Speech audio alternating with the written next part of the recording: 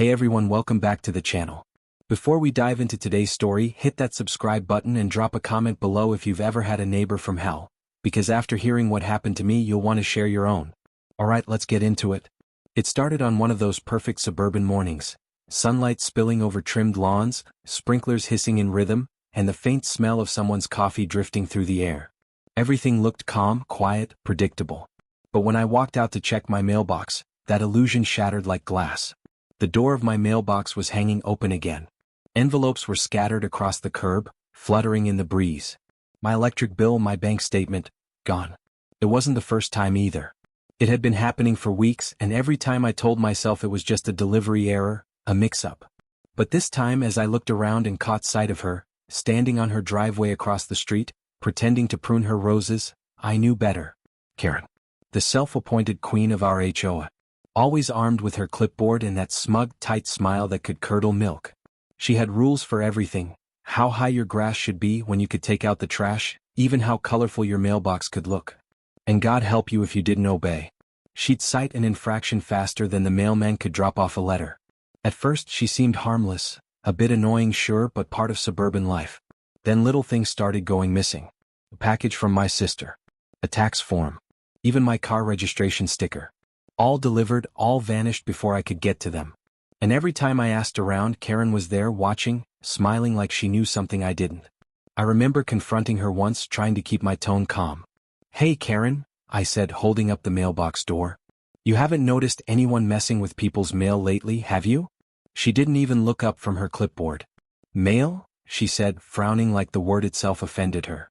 "Maybe if you kept your box painted properly, the mailman wouldn't confuse it with trash." Then she turned away, mumbling something about property standards and neighborhood reputation. That night, I sat in my living room fuming.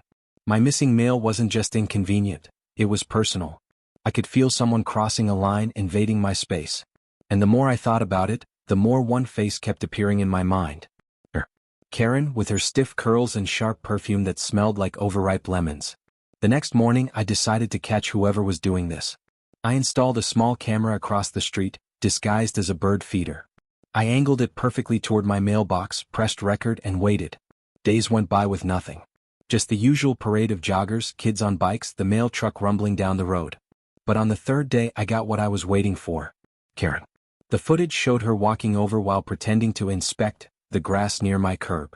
She leaned casually against my mailbox, glanced around, then, just like that, she opened it, looked inside, and pulled out a few envelopes. She tucked them under her clipboard and strolled away, humming. Like it was the most natural thing in the world. I felt my jaw tighten as I watched it over and over. She wasn't just nosy. She was stealing my mail, federal crime-level stuff. I took the footage to the HOA office, confident justice was about to be served. The receptionist promised to forward it to the board immediately. I left feeling vindicated. Finally, she was going to pay. But 2 days later I got an email. The case was dismissed. No conclusive evidence, they said. And the kicker? The message was signed by none other than Kerren Whitfield, acting HOA vice president. That's when it hit me. She wasn't just part of the system, she was the system. The fox guarding the henhouse. And worse, she knew I tried to report her. At the next HOA meeting, she made sure everyone knew too. "We've had some concerns from one of our members," she said, glancing directly at me. "About missing mail, misplaced deliveries, and false accusations." Her smile was pure poison. Now, we all know how easy it is to get paranoid when things go missing. Maybe some people should focus less on conspiracy theories and more on repainting their fences. The room erupted in polite laughter. My face burned as every pair of eyes turned toward me. She had humiliated me publicly, twisted the story so that I looked like the unhinged neighbor. And worst of all, she was getting away with it. After that, things escalated. I started finding warning slips in my mailbox, fines for imaginary infractions. Grass too long. Trash cans too visible. Mailbox not up to standard. All signed by Kerren.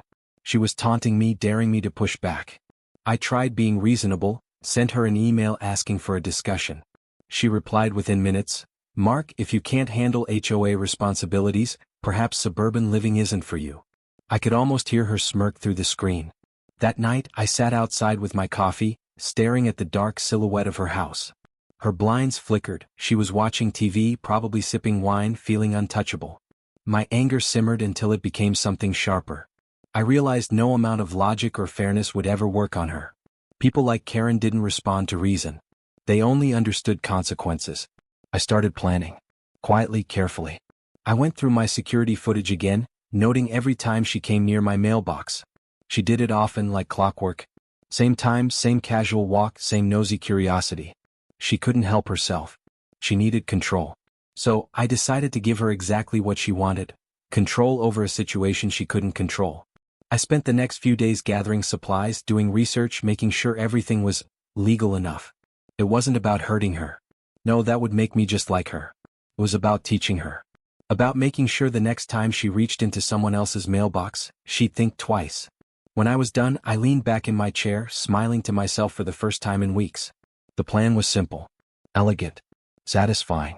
And that night, under the glow of the streetlight, I opened my mailbox, set the little device in place and whispered, "Let's see if curiosity really does bite." As I walked back inside, I could see her curtain twitching from across the street. She was still watching, still suspicious. Good. I wanted her to see. Because by tomorrow morning, she'd learn the hard way that sticking your hand where it doesn't belong comes with consequences. And I'd finally get my mail, and my dignity, back. Morning sunlight spilled across the cul-de-sac like liquid gold, glinting off the chrome of mailboxes lined in perfect suburban symmetry. I stood by mine, pretending to adjust the post, my phone camera angled discreetly toward the street. My pulse thudded in my ears. Today was the day. Across the street, Kerren emerged from her house, her robe cinched too tight, hair perfectly coiled like she'd been waiting for an audience. She cradled a mug in one hand and that same cursed clipboard in the other. Her eyes flicked toward the mail truck turning the corner. Right on schedule. I forced myself to stay casual, waving a polite good morning. She ignored me, of course. The mailman dropped envelopes into each box along the row, nodding to me before driving off. Kerren lingered at her driveway, sipping her coffee, pretending to watch the sky. I knew that look.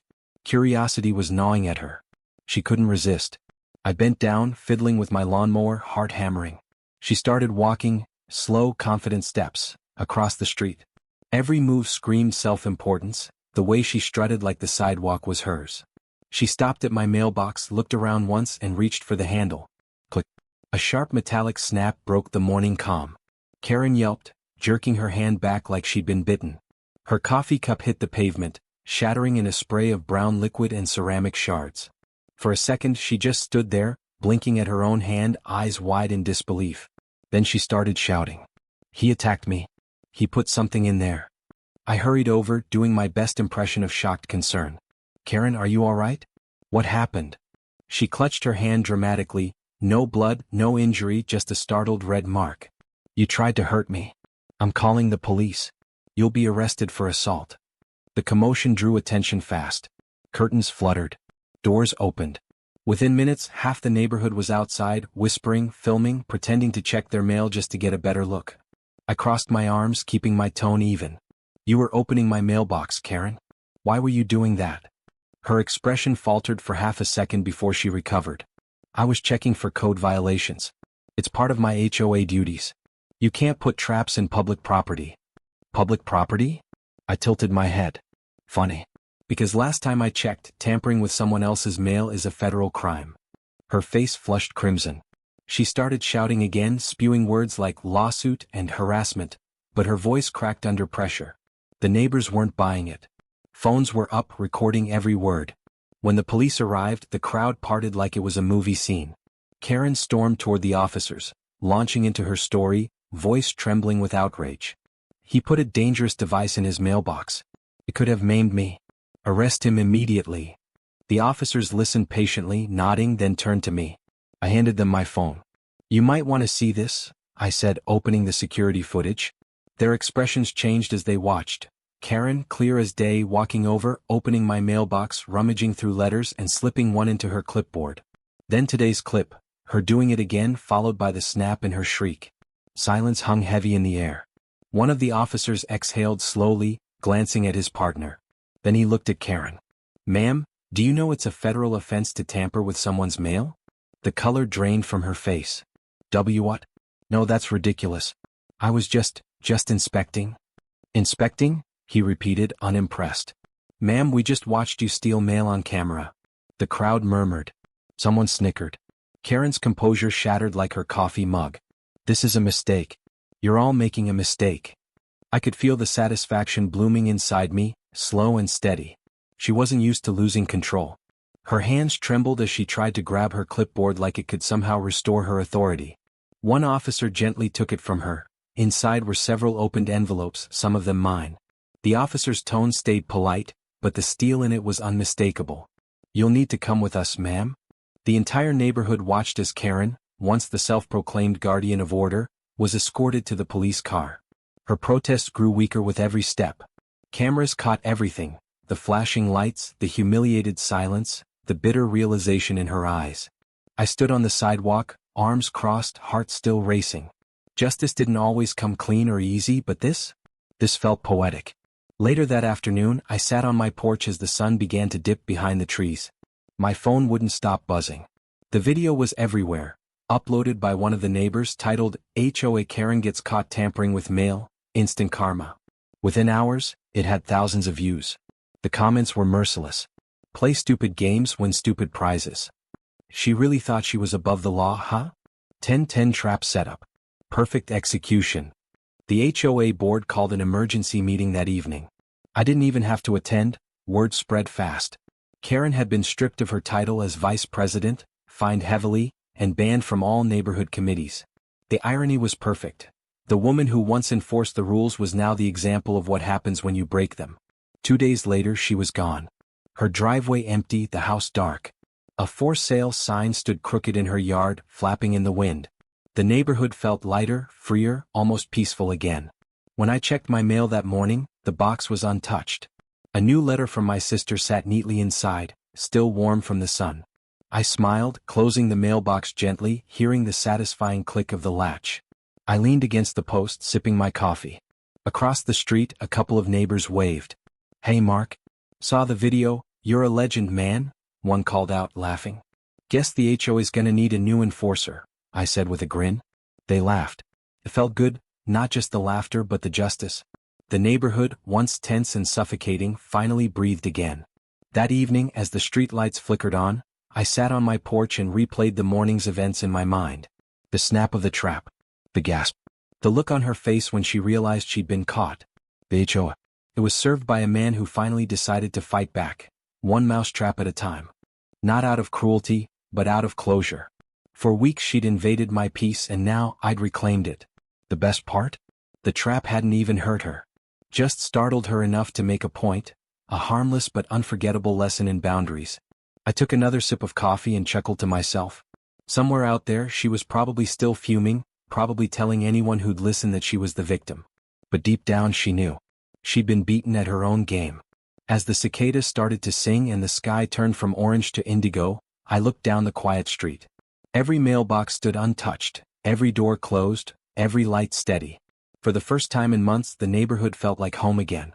I reached into my pocket, pulled out a small piece of cheese and smiled. "Guess I'll save this for next time," I muttered, tossing it into the trash. Because in the end, karma doesn't always roar or strike with thunder. Sometimes it just clicks, once, clean and unforgettable. And if you're still watching this, hit that like button, share this story and drop a comment below. Because in this neighborhood, justice wasn't served by